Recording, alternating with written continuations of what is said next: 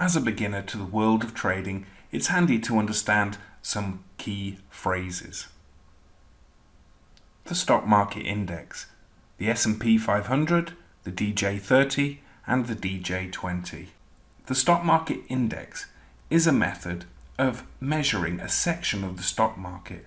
Many indices are cited by news or financial services firms and are used to benchmark the performance of portfolios, such as mutual funds.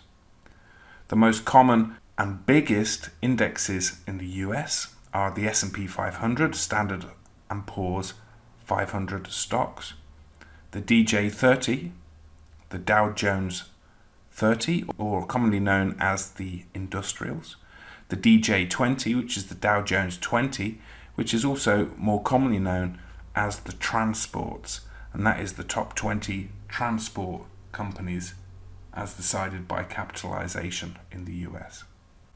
Stocks and shares. The terms are commonly interchanged. To buy a stock is to buy a percentage of a company, and also in shares. So you can buy stocks and shares. Shares is the word commonly used for stocks in places like the United Kingdom. Bulls and bullish. A bull market is a market that has its primary trend as going upwards. This means in general the key indexes are rising. Why is it called a bull? Some believe the phrase was coined in the latter part of the 19th century. However, what is important is how to remember what a bull market means.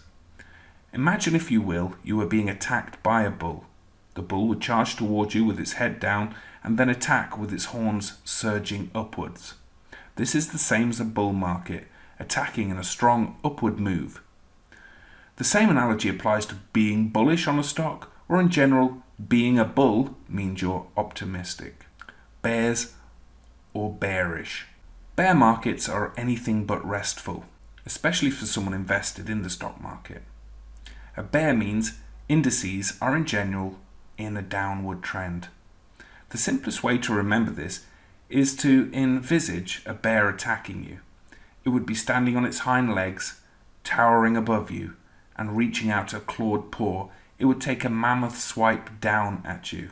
Down is the direction of the bear, and people who have turned bearish on a stock are also holding the pessimistic view that the stock will be moving downwards in price.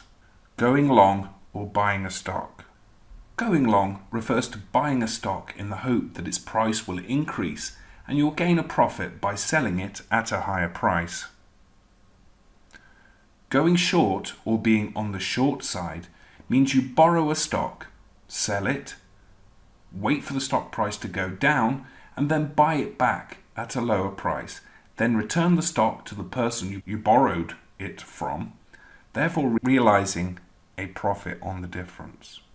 Options, puts, and calls. Options are similar to going long and going short, apart from the large exception that you don't actually buy the stock.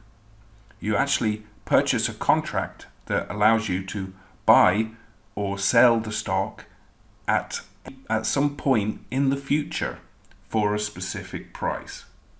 It's a contract between a buyer and seller that gives the buyer of the option the right, but not the obligation, to buy or to sell a specified asset on or before the option's expiration time at an agreed price. That's called the strike price. A call option gives the buyer of the option the right to buy the underlying stock at the strike price. A put option gives the buyer of the option the right to sell the underlying stock at the strike price. It is indeed quite a complex tool to use to make money, and option trading is normally a specific course all by itself. The specifics of options trading will not be covered in this training course. We will essentially be going long, and what you will learn will also enable you to go short. Understanding the direction of a stock is key to both.